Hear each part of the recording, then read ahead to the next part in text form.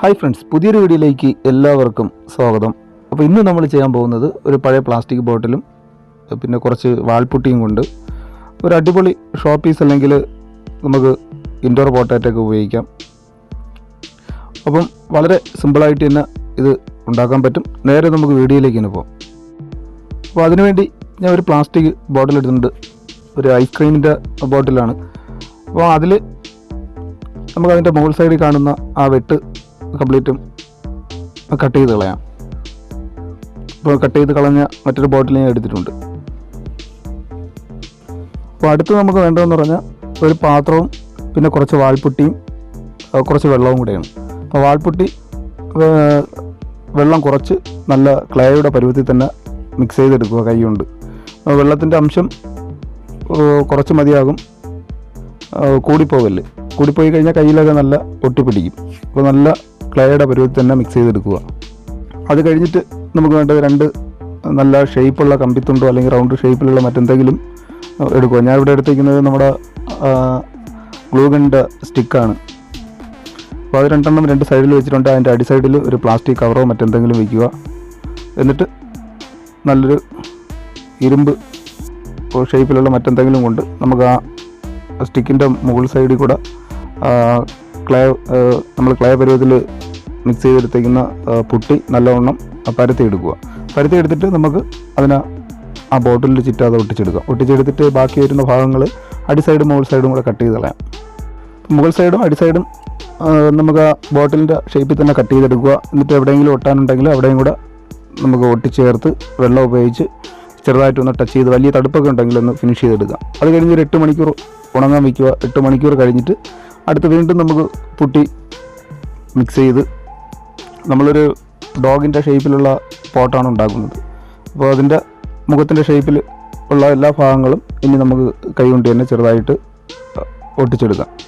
ആദ്യം അതിൻ്റെ കീഴ്ത്താടിയുടെ ഭാഗം ചെറിയൊരു റൗണ്ട് ഷേപ്പിൽ ഒട്ടിച്ച് വെച്ചിട്ടുണ്ട്. അത് കഴിഞ്ഞ് കീഴ്ത്താടിയുടെ മുകൾ സൈഡിലെ ആ ഒരു പാർട്ടും കൂടെ ഒട്ടിച്ചെടുക്കാം.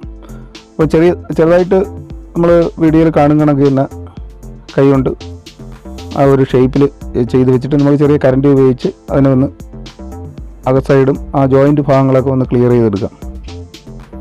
ഇനി അടുത്ത് നമുക്ക് കൊടുക്കാനുള്ള അതിൻ്റെ മൂക്ക് ഭാഗമാണ്. അത് കഴിഞ്ഞ് മൂക്കിൻ്റെ മുകളിലുള്ള പീസും കൂടെ ചെറുതായിട്ട്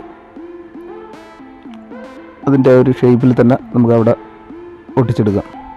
അപ്പം പഴയ പുട്ടി നമ്മൾ നേരത്തെ ചെയ്ത് വെച്ചിരിക്കുന്നത് അത് ഉണങ്ങിപ്പോയെങ്കിൽ ചെറുതായിട്ടൊന്ന് വെള്ളം ഒന്ന് പുരട്ടി കൊടുക്കണം. അപ്പോൾ അല്ലെങ്കിൽ ചിലപ്പോൾ ഒട്ടിപ്പിടിക്കാൻ താമസം എടുക്കും. വെള്ളം ഒന്ന് ഒന്ന് കൈ കൊണ്ട് തേച്ച് കൊടുത്താൽ പെട്ടെന്ന് ഒട്ടിച്ചെടുക്കാൻ പറ്റും. ഇനി ആ കണ്ണിൻ്റെ മുകൾ സൈഡിലുള്ള ഭാഗവും കൂടെ ഒന്ന് ഒട്ടിക്കണം. അവിടെ 2 പീസ് വരും.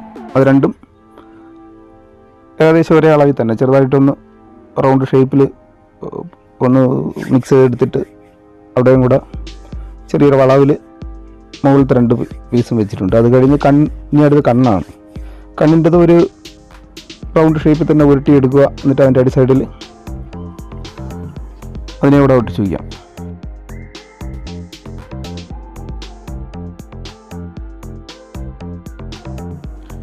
അപ്പോൾ എല്ലാ പീസുകളും നമ്മൾ ഒട്ടിച്ചിട്ടുണ്ട്. ഇനി നമുക്ക് അത് ഉണങ്ങുന്നതിനനുസരിച്ച് വിരൽ കൊണ്ട് വെള്ളത്തിലൊന്ന് ടച്ച് ചെയ്ത് അതിനൊന്ന് ചെറിയ വലിയ തടുപ്പൊന്നുമില്ലാത്ത രീതിയിൽ ഒന്ന് ഇടയ്ക്കിടയ്ക്കൊന്ന് ഫിനിഷ് ചെയ്തെടുക്കണം.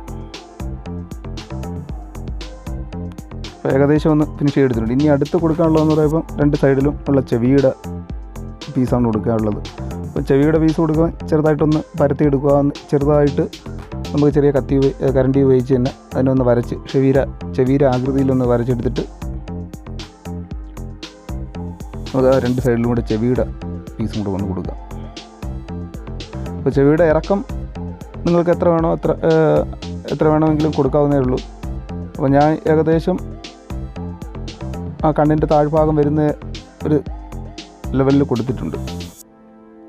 എന്നിട്ട് ചെറിയ കരണ്ടി ഉപയോഗിച്ച് അതിന് അകത്ത് സൈഡൊക്കെ ഒന്ന് തേച്ച് വൃത്തിയാക്കി എടുക്കുക. എന്നിട്ട് അതിൻ്റെ ചുറ്റാതെ ചെവിയുടെ ചുറ്റാതെയും ചെറിയ കരണ്ടി ഉപയോഗിച്ച് തന്നെ ഒന്ന് തേച്ച് ലെവൽ ചെയ്തെടുക്കുക. എന്നിട്ട് ഇതേ കണക്ക് മറു സൈഡിലും കൂടെ അടുത്ത ചെവിയും കൂടെ കൊടുക്കുക.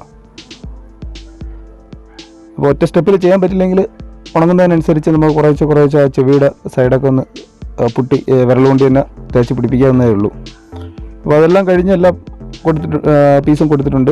അത് കഴിഞ്ഞ് ഏകദേശം നല്ലവണ്ണം ഒന്ന് ഉണങ്ങിയതിന് ശേഷം മാത്രമേ നമുക്ക് 220 പേപ്പർ ഉപയോഗിച്ച് ആ തടുപ്പെല്ലാം പേപ്പർ ചെയ്തെടുക്കാം. അപ്പോൾ ഇതിൽ 220 പേപ്പർ തന്നെ ധാരാളം. പുട്ടി ആയതുകൊണ്ട് നമുക്ക് പേപ്പർ ഇടാൻ നല്ല എളുപ്പമാണ്, നല്ല ഫിനിഷ് ചെയ്ത് തന്നെ എടുക്കാൻ പറ്റും. അപ്പോൾ പേപ്പറിൽ ഇട്ടതിന് ശേഷം അടുത്ത് നമുക്ക് ചെയ്യാനുള്ളത് ആ കണ്ണിൻ്റെ അകത്ത് കൊടുക്കാനുള്ള കളറിന് വേണ്ടിയാണ് ഞാൻ അവിടെ ചെറുതായിട്ട് വരച്ചിട്ടുണ്ട്. ഇനി നമുക്ക് അതിൻ്റെ വെളി സൈഡും ആ മുകളിലത്തെ കണ്ണിൻ്റെ മുകളിലത്തെ ഭാഗങ്ങളും ബാക്കി സൈഡും കൂടെ കളർ ചെയ്യുക. അതിനുവേണ്ടി അക്രിലിക്കിൻ്റെ യെല്ലോയും വൈറ്റും ബാൻസീനയും കൂടെ 3 കളറും കൂടെ മിക്സ് ചെയ്താണ് ഫസ്റ്റ് കോട്ട് അടിച്ചത്. ഇനി ആ കണ്ണിനകവും ആ മൂക്കിൻ്റെ ഭാഗവും ചെവി ഭാഗവും അക്രിലിക്കിൻ്റെ ബ്ലാക്ക് തന്നെ കൊടുത്തിട്ടുണ്ട്. പിന്നെ ആ ബ്ലാക്കിൽ ചെറുതായിട്ടൊന്ന് ഷെയ്ഡിന് വേണ്ടി അക്രിലിക്കിൻ്റെ ബ്ലൂ ഉപയോഗിച്ച് ഒട്ടിച്ചൊന്ന് ബ്രഷ് ചെയ്യുന്നുണ്ട്. അപ്പം അക്രിലിക്കിൻ്റെ ബ്ലൂ കളർ ഒരുപാട് നല്ല കട്ടിക്ക് അടിക്കണ്ട, ചെറുതായിട്ടൊന്ന് ഓട്ടിച്ച് ബ്രഷ് ചെയ്ത് കൊടുത്താൽ മതി.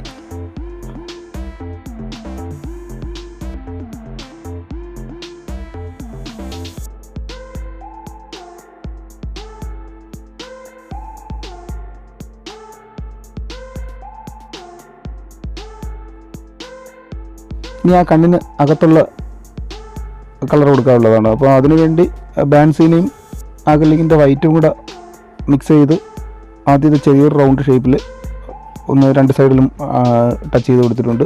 അത് കഴിഞ്ഞ് അതിൻ്റെ വെളി സൈഡിൽ നമുക്ക് അക്രിലിക്കിൻ്റെ വൈറ്റ് ഉപയോഗിച്ച് വെളി സൈഡും കൂടെ വരച്ചെടുക്കുക.